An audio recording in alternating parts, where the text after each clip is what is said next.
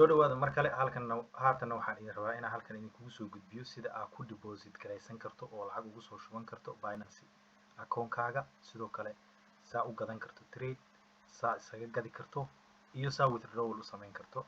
Saddexdaas tutorial baan rabaa si isku mid ah waqti yar oo kooban inaan halkan kugu soo gudbiyo. Soo dhawaada mar kale. saddex nooc baa deposit ku samayn kartaa. Kow, inaad bank deposit samayso oo wire deposit la yiraahdo, iyo inaad samayso kaarkaaga intaa ku xirto kaarkaaga ka iibsato, iyo sidoo kale inaad deposit ku samayso oo aad USDT aad soo deposit garayso adoo isticmaalaya wallet kale ama exchange kale inaad lacag ka soo geliso. Hadda marka halkan waxaan ku tusayaa saddexdii qaybood oo isku xigto baa si yar oo fudud rabaa inaan kugu tuso. Kow, waxaad taabanaysaa deposit markaad taabato halkan wuxuu kaa tusayaa deposit crypto haddaad ku dhufatid then waa ina USDT aad soo deposit garaysataa. Labo, wuxuu ku tusayaa buy crypto markaad samaynaysid waa inaad kaarkaaga ku xiratid oo kaarkaagii aad ka iibsatid USDT ama any coin oo aad u baahan tahay. Saddex, wuxuu ku tusayaa bank deposit waa kan ugu raqiisan uguna sahlan ugu raqiisan, laakiin wuxuu qaataa maalin ilaa 3 maalmood oo working days ka inta ugu badan isaga ugu jaban. Laakiin kaliya haddii aad joogto meelaha uu bangiyadooda u support gareynayo weeye. Kow, waxaan kaaga bilaabayaa marka kan ugu horeeyo oo deposit crypto hataa ku dhufatid halkan ku keenayaa. Halkan markuu ku keeno ugu horeyn waxaa xulanaysaa coinka wixii aad rabtay inaad soo deposit garayso. Haddaad rabtay inaad lacag caadi ah USDT aad soo deposit garayso, USDT-gaad halkan ku qoraysaa. Haddaad rabtay coin inaad soo deposit garaysana coinka magaciisa ku qoraysaa. Just halkaas markaad taabatid USDT haddaad tirahdid USDT kuu soo baxaya. Haddaad rabtid BTC haddaad rabtid inaad deposit garayso, Bitcoin haddaad rabtid in Bitcoin kuu soo baxaya. Haddaad rabtid inaad wax kale Ethereum aad deposit garaysana Ethereum kuu soo baxayo. Hadda aan dhiraahno let's say USDT baa u baahanahay inaan deposit gareeyo oo dollarka lacagtiisii ah. Then halkaas markaa kusoo qorto coinka halkan waxaa ku qoraysaa network aad rabtay inaad ku deposit garayso. Network aad rabtay in lacagta lagugu soo diro ama adiga haddaad soo dirsanaysa ama qof uu kuu soo dirayo. Waa muhiim halkan network inaad doorato. Iskana hubi inaad network-yada isku qalado. Network-yada inta badan kuwa raqiis iyo kuwa qaali leeyihiin. It depends meesha isticmaalaysid. Tron ayaa jiro oo TRX ah, Binance Smart Chain, Matic, Ether. Halkan adiga you name it waxaa ka xulanaysaa network aad rabtid. Network-yada ugu raqiisan waxaa ka mid ah Solana, BNB, hadduu ilaahay ku yiraahdo Avax, Ethereum, I think so inuu asna raqiisan yahay. Adigu waxyaabahaas xulanaysaa. Let's say marka hadda waxaaba xulanaynaa Solana markaa ku dhufatid waxaa koobiyeysanaysaa address-kan inaad koobiyeyso waa muhiim. Iskana eeg hana iska khaldin. Koobi markaa ku dhufatid mar walba waxaa markaad meeshii aad rabtay ku baasti garaynaysid oo ama aad rabtay cidii aad rabtay inay kuu soo dirto aad u diraysid, waxaa iska hubinaysaa saddexdan xaraf ay ugu horeyso iyo saddexda xaraf ay ugu dambeyso inay isleeyihiin baa hubinaysaa. Haddaad rabtid oo aad rabtid inaad taleefankaaga ka soo dirtidna halkan QR code-kan waa scan garayn kartaa. This is one way aad ku soo deposit garin kartid lacagtaada. Waa haddii aad haysatid lacag USDT ah oo meel ku taalo, waa sida aad ku soo deposit garaysan kartid. Tan labaad aan u galaynaa marka. Tan labaad markaa u galayna waxa weeye buy crypto. Waa inaad markaa rabtid kaarkaaga debit kaarkaaga inaad wax ku iibsato markaa u baahan tahay. Waa the second way oo aad wax ku iibsan kartid oo aad ku deposit garin kartid. Let's say marka buy crypto aan ku dhufanay.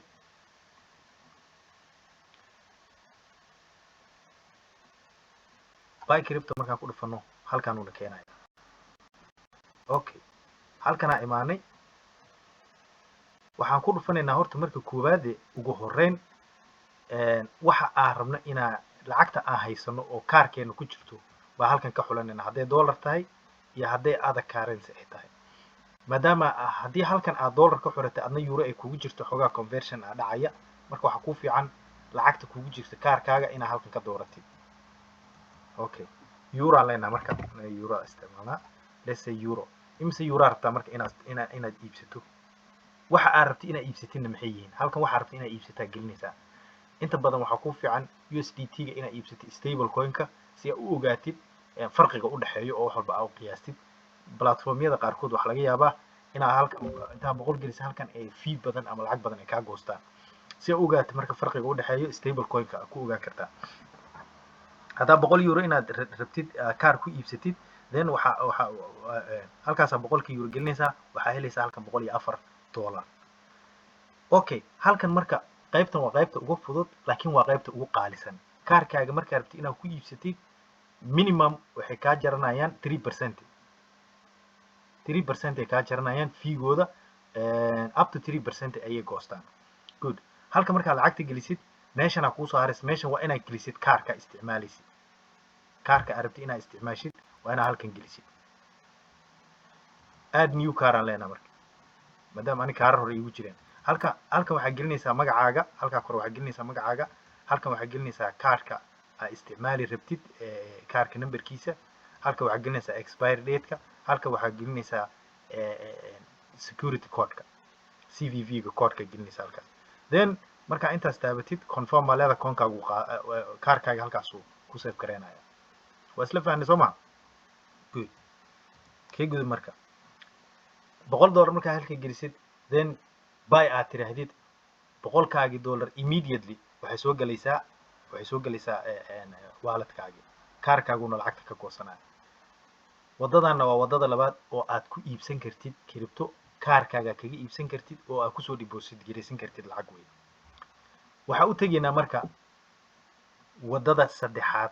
anagoo rabno inaan video soo koobno waxaa tegaynaa wayga saddexaad oo aad kusoo deposit garaysan kartid lacagta.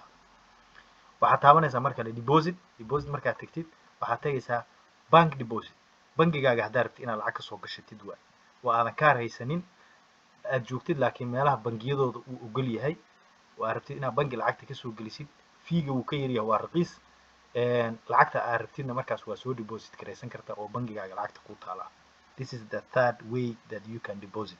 bangigaaga ku dhufo halkan bank deposit baa leenahay.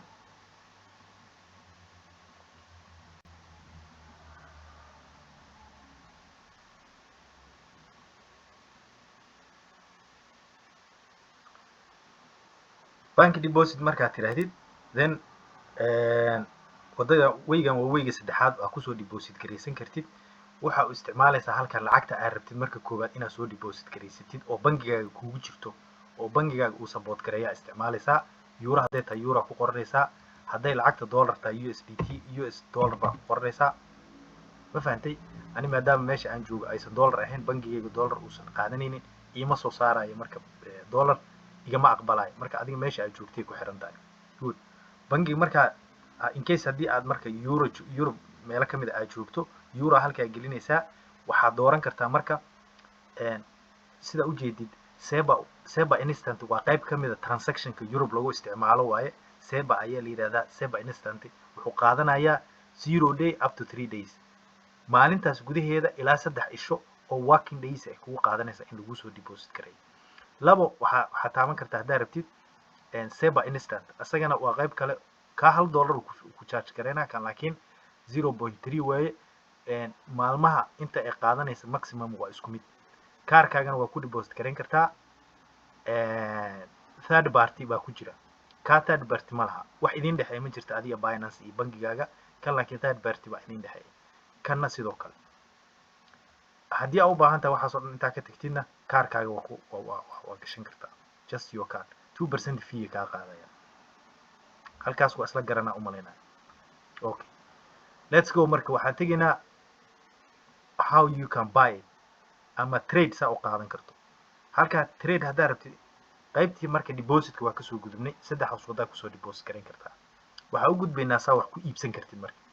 let's say USDT aa soo gadatay.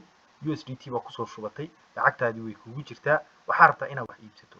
waxaad tegaysaa trade. sportaa ku dhufanaysaa. okay, sportkaa ku dhufatay.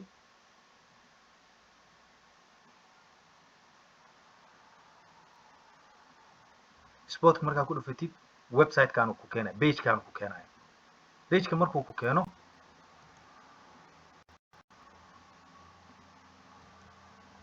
pageka markuu ku keeno waxaan waa pricekii chartka coinka aad rabtid halkan uu ku qoran yahay magaciisa coinka shaashada markaa kuu saaran oo aad rabtid inaad iibsato halkan uu ku qoran yahay magaciisa haddii aan rabno inaan iska bedelno halkanaa kusoo qoraynaa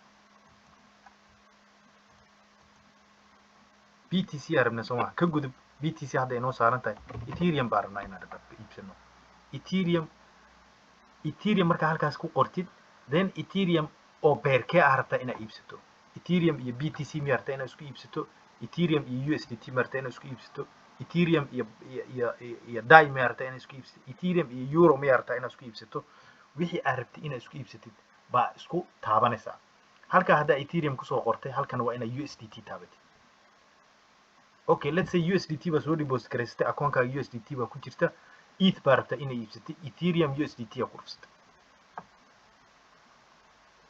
halkan maxaa kusoo baxay hadda waxaa ku qoran Binance hadda waxaa ku qoran BTC hadda laakiin waxaa kusoo baxday Ethereum good chartiga marka halkan uu kugu soo qormaya chartiga halkan markuu kugu soo qodmo time frame-ka aad rabtid inaad fiirisid baa halkan ka xulanaysaa macnaha every candle oo halkan kan waxaan waa pricekii beerka aad dooratay coinka aad rabtid inaad iibsatay pricekiisa waay every candle marka wixii halkan aad doorato ayaa ku qormaya haddaad day tagtid waa high time frame markaa ku dhufatid oo dayga taabatid wuxuu ku tusaa marka every candle waa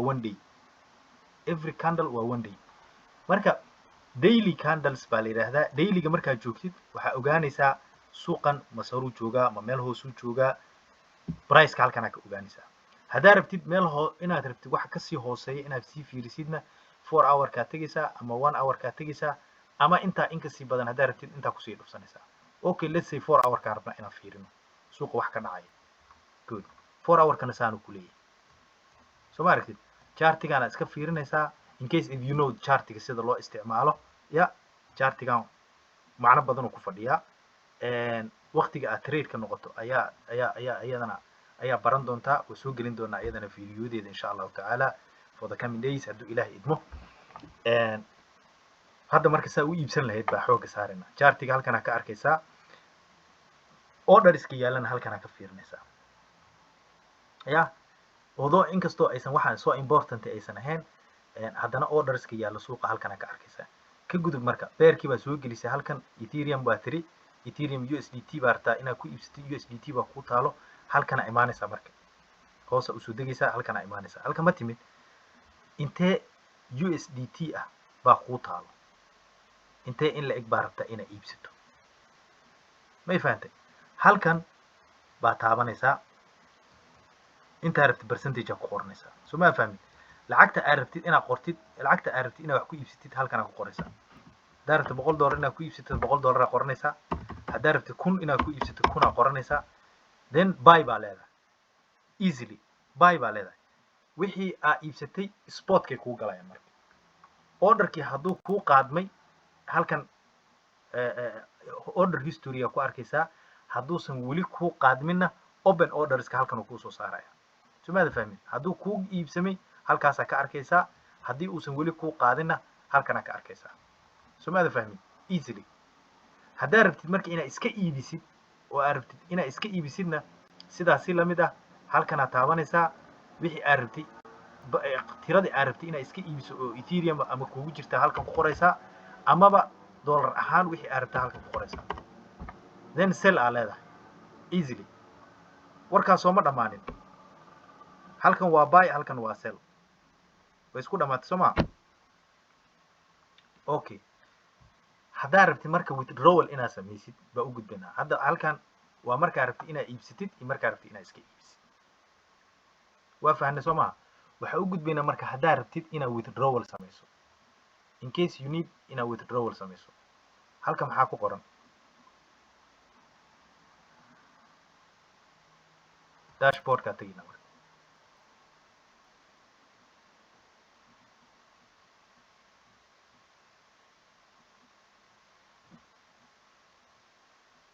dashboardkaa imaanay soo maha waxaa rabnaa inaan okay inaan iska iibino iyo inaan iska iibsano labadaba waa soo barnay withdrawal baan rabnaa inaan sameyno marka wixii noogu jiray baan rabnaa inaan iska dirno waxaan ku dhufanaynaa halkan imaanaysaa dashboardka ku dhufanaysaa dashboardka marka ku dhufto halkan ku keenaa withdrawal aa dhehaysaa marka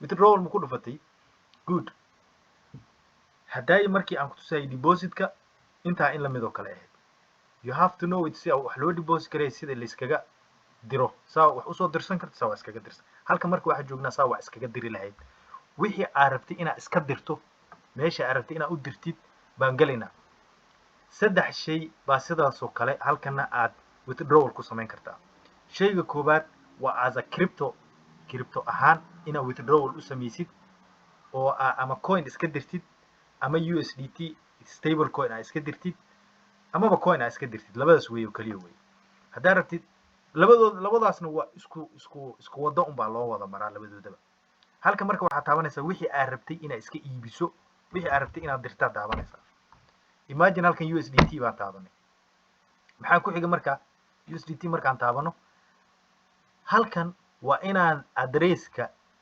adresska meesha loo diri rabo adresska waa inaan halkaas gelinaa way fahanto soo ma halkan adresskan ku baasti garaynayna meeshii aad rabtay inaad u dirtid ba adress ka soo koobiyeysanaysa halkaas ku baasti garaynaya halkan waxaad taabanaysaa network-ga aad ku diraysid network-ga aad rabtid lacagta inaad ku dirtid baa taabanaysaa haddaa Solana aan taabanay hadda waxaan taabanaynaa haddaan doono Binance Smart Chain waa asagana wuxuu ka mid yahay network-yada ugu raqiisan buu ka mid yahay saa warkaysid ba halkan 0.03 baa laga qaadaya soo ma aragtid Binance Smart Chain baa taabanaynaa BSC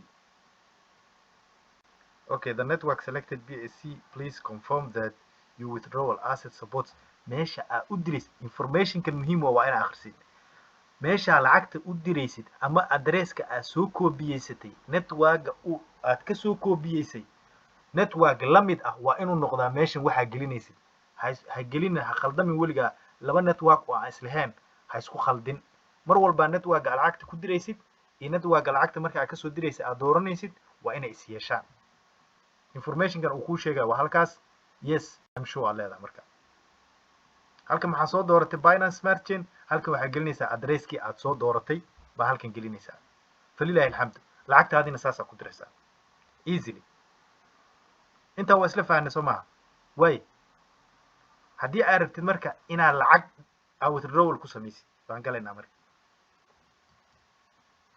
lacag ahaan baa rabtaa inaad withdrawal ku samaysid lacag ahaan withdrawal markaad ku samaynaysid labadii qayb ama kaarka withdrawal ku samayn kartaa amaba bangiga withdrawal ku samayn kartaa waxayna ku xiran tahay platformka ay isticmaalaysid Binance oo kale hadda markaad joogtid bangiga wuu ku ogol yahay I hope kaarkana inuu ku ogol yahay halkan waxaad taabanaysaa wixii aad rabtay inaad withdrawal ku samaysid hadday euro tahay ama USDT ay tahay aniga hadda USDT imaba soo saarayo just euro maadaama bangigayga uusan lahayn USDT US dollar ima soo saarayo US dollar just waxaan arkayaa euro then waxaad taabanaysaa marka Seba and Seba